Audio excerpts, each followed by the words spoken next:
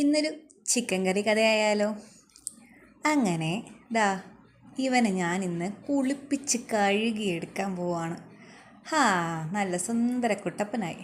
ഇനി കുറച്ച് മഞ്ഞപ്പൊടിയും കുറച്ച് ലേശം ഉപ്പും കൂടി ഒന്ന് ഇട്ട് ഇവനെ ഒന്ന് കുഴച്ച് മറിച്ച് അങ്ങോട്ട് ഇട്ട് കുഴച്ച് അവനെ അങ്ങ് പെരട്ടി വയ്ക്കുക.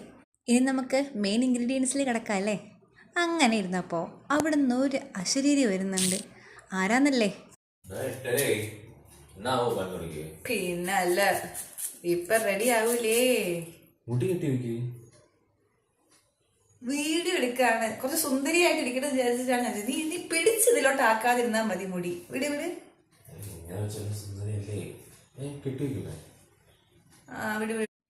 സുഖിപ്പിച്ചേ അല്ലേ? അപ്പോൾ ശരി, എന്തായാലും അനുസരിക്കാന്ന് വെച്ചു. അങ്ങനെ ഞാൻ പിന്നെ എൻ്റെ കാര്യത്തിലേക്ക് കടന്നു. സവാള ഗിരി.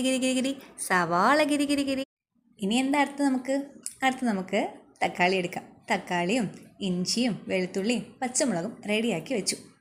അങ്ങനെ നമുക്കാവശ്യമുള്ള ഇൻഗ്രീഡിയൻസ് എല്ലാം റെഡിയായി കഴിഞ്ഞു. ആളെവിടെ? ഇവിടെ ഉണ്ടായിരുന്നല്ലേ, ഇപ്പം ശരിയാക്കി തരാം. അപ്പോൾ നമുക്ക് തുടങ്ങിയാലോ?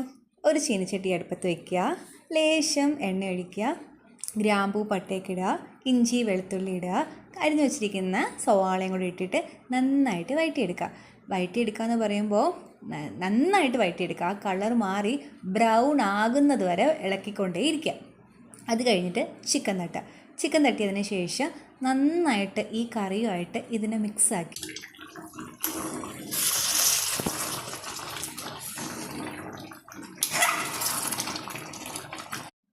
അവൻ തിളയ്ക്കുന്നുണ്ട്. ഇനി അല്പനേരത്തേക്ക് ഇവനെ നമുക്കൊന്ന് മൂടി വെച്ച് വേവിച്ചെടുക്കാം.